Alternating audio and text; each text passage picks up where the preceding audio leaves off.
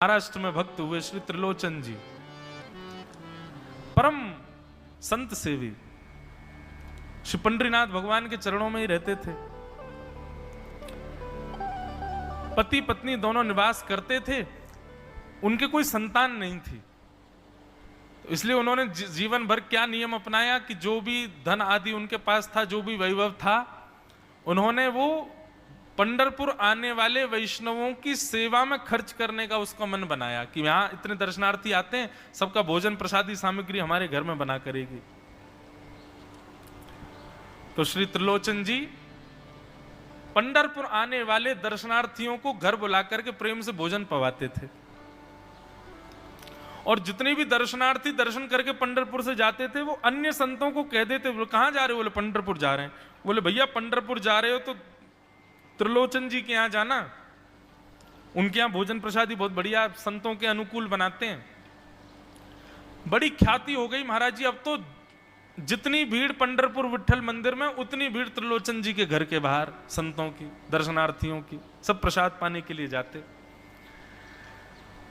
त्रिलोचन जी और उनकी पत्नी बड़े प्रसन्न कि इतने संतों की सेवा हम कर पा रहे हैं, ये हमारा सौभाग्य है। धीरे धीरे दोनों वृद्ध अवस्था को प्राप्त हो गए। दोनों वृद्ध हो गए तो अब इतनी सामग्री बना नहीं पाते, कोई सेवक नहीं था, स्वयं बनाते थे पति पत्नी मिलकर के। अब तो ऐसा हो जाता, कभी कभी दाल लग जाती, जल जाती, रोटियां सेकते तो रोटियां जल जाती। वृद्ध अवस्था, थक भी गए थे बहुत ज्यादा, तो प्रसाद पवाते तो थे, संत जन बेचारे प्रेम से स्वीकार तो करते, पर अब स्वाद नहीं होता था, तो बेचारे जैसा था उसको पाते, थोड़ा बहुत पा करके चले जाते। धीरे धीरे संतों का आगमन अब कम होने लगा। त्रिलोचन जी इस बात से बड़े परेशान हो गए, बोले भैया संत हमारे घर से आना बंद हो गए, हम क्या करें? तो श्री त्रिलोचन जी महाराज ने यमन बाहर एक बड़ा सा कुछ होर्डिंग जैसा लगा दिया, उस पर लिख दिया कि अंदर कोई संत सेवा आदि के लिए एक सेवक की आवश्यकता है। अगर किसी के अंदर सेवा भाव हो तो वो आकर के भीतर संपर्क करे। बंधुओं, एक बात सदैव याद रखना, संत सेवा, ब्रजवासी सेवा, गौ सेवा, इन सब सेवाओं के प्रकल्प में यदि आप सेवक की कामना करोगे तो कहीं ना कहीं किसी ना किसी रूप में ठाकुर जी आएंगे सेवा के लिए।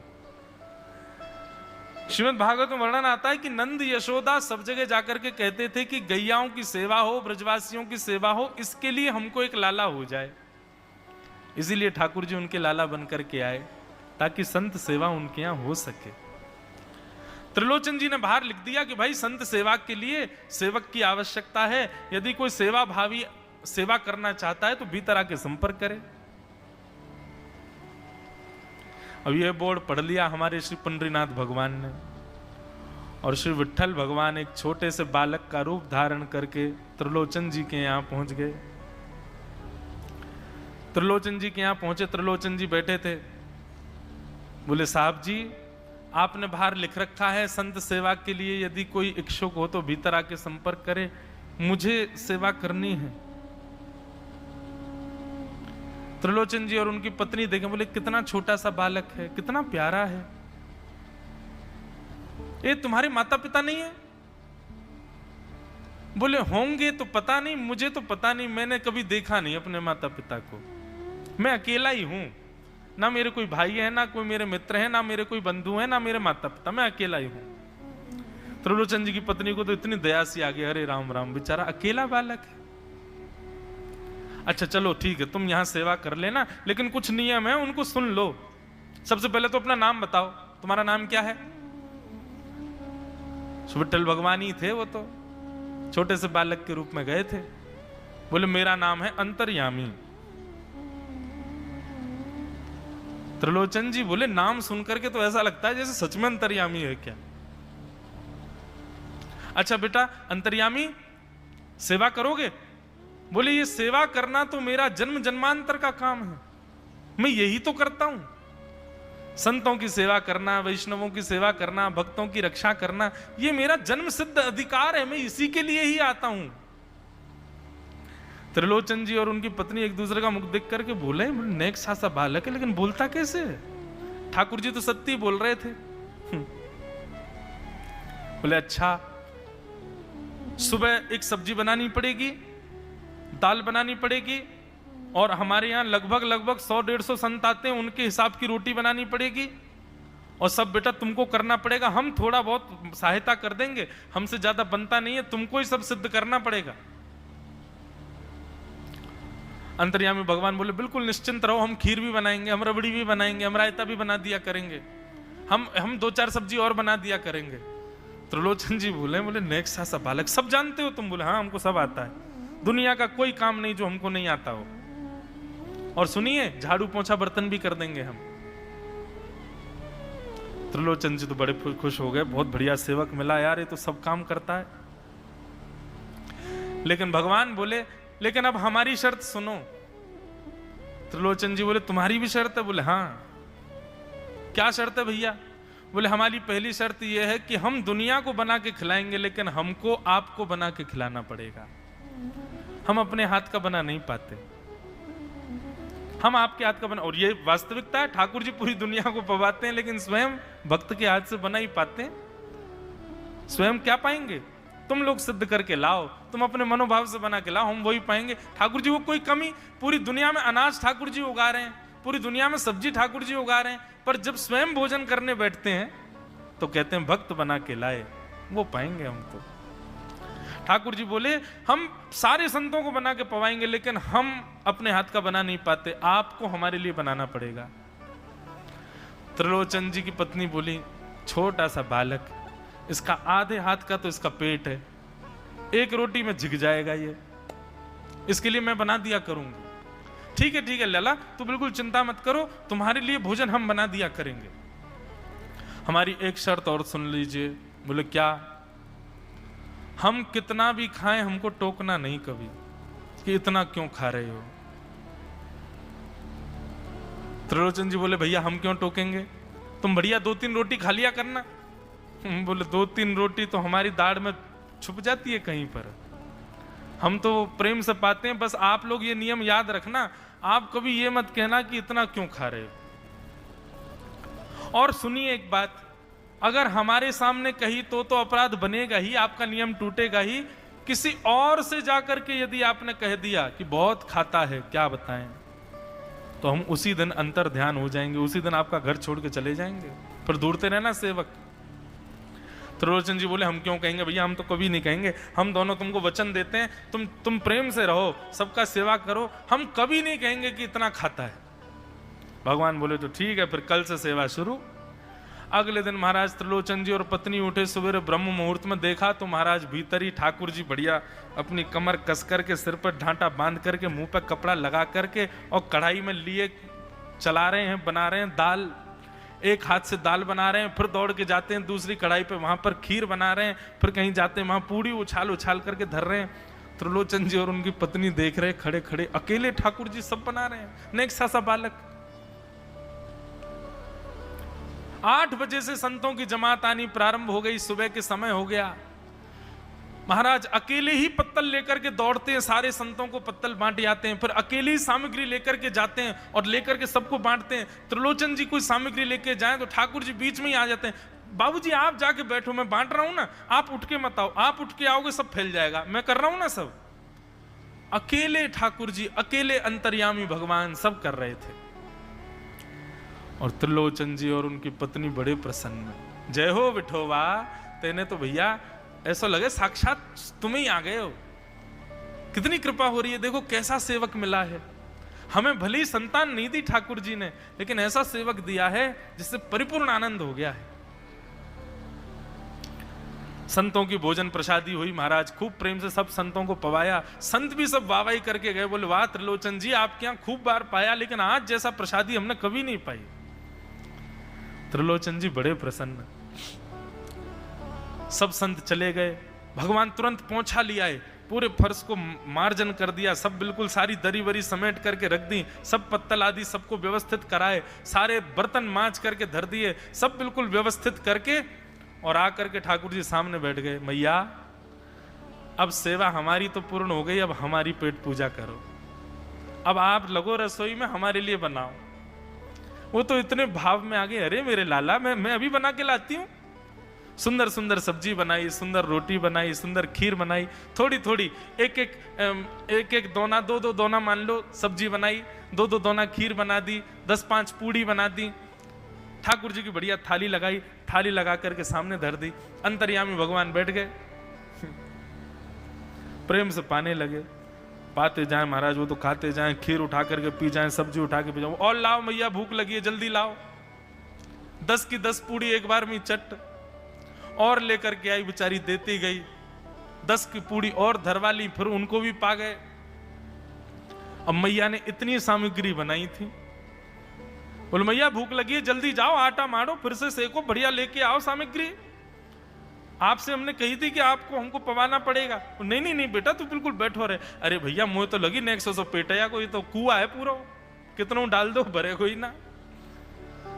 महाराज आटा मारते मारते शाम हो गई, शाम तक ठाकुर जी पाते ही रहे और खूब पेट भर के पाया। महाराज एक आसन पर अखंड 4 घंटा बैठ करके भोजन किया और भोजन करने के बाद ठाकुर जी बोले ठीक है सेठ जी अब आओ, लाओ तेल ले आओ, आपकी नक मालिश कर दूं, आपकी नक सेवा कर दूं, आप थक गए होंगे। त्रिलोचन में नहीं नहीं इसकी नहीं नहीं क्यों नहीं है, तेल लेकर के उनकी मालिश भी कर दें। इस प्रकार चले। त्रिलोचन जी की पत्नी बेचारी पहले दिन तो कुछ नहीं बोली, दूसरे दिन भी कुछ नहीं बोली, तीसरे दिन उसके मन में आया, बोले ये क्या कर लिया हमने, सुबह जितना भोजन बनना चाहिए उतना तो ये अकेला ही पाता है, सुबह संतों का ये बना देता, पर शाम को इसके लिए जितना बनता वो संतों के बराबर ही बैठता है पूरा। त्रिलोचन जी कहते नहीं नहीं तुमको याद नहीं उसने कहा था कभी कहना नहीं है ऐसा। बोले हाँ नहीं नहीं मैं ध्यान रखूंगी, नहीं कहना है। लेकिन अंतर्यामी भगवान तो खूब प्रेम से घर के सारे काम कर रहे हैं उनके। महीना 1.5 महीना बीत गया, खूब आनंद से सेवा चल रही थी। एक दिन त्रिलोचन जी की पत्नी पड़ोस में किसी के पास बैठी थी, तो पड़ोसी तो होते ही हैं सब घर के बात बोलने वाले, उन्होंने कह दी, बोले कि आपके घर में तो आजकल बड़ी खुशहाली आ गई है। त्रिलोचन जी को देखा, चेहरे पे कैसा तेज आ गया, लाल लाल टमाटर जैसे गाल हो गए उनके। बोले अरे वो आया है ना अंतर्यामी सेवक हमारा, बहुत सेवा करता है, प्रसादी वगैरह सब वही बनाता है, फिर मालिश करता है उनकी, बढ़िया बढ़िया उनके लिए जूस निकालता है, बढ़िया उनको सब भोजन पानी पवाता है, इसलिए इस वजह से त्रिलोचन जी बढ़िया। वो त्रिलोचन जी तो बढ़िया हो गए, तुम सूख गई हो, तुम इतनी पतली दुबली क्यों हो गई, मेरा दुख कौन जाने। वो सबकी सेवा करता है पर अपनी सेवा मुझसे करवाता है। अरे छोटा सा तो है, ऐसे मटक मटक के जाता सब्जी लेने, हम तो उसको देखने के लिए खड़े रहते बाहर, कैसे बढ़िया लगता है। कई लोग तो देखने ही आते हैं उसको कि कैसे सब्जी परोस रहा है, कैसे पूड़ी परोस रहा है, कितना सुंदर लगता है। छोटा सा तो है, उसकी क्या सेवा करनी पड़ती है। अरे बहन तुम क्या जानो, 2, 4, 5, 10 किलो आटे की कब कब में रोटियां पूड़ियां खा जाता है चपेट करके, कोई पता नहीं चलती, पेट है कुआ है समुद्र है क्या है पता नहीं चलता है, इतना खाता है इतना खाता है इतना खाता है। 4 घंटे की समाधि पर बैठता है एक साथ, थाली नहीं थाल लगाना पड़ता है उसके लिए, इतना खाता है। जैसे ही कहा इतना खाता है, ठाकुर जी अंतर ध्यान हो गए।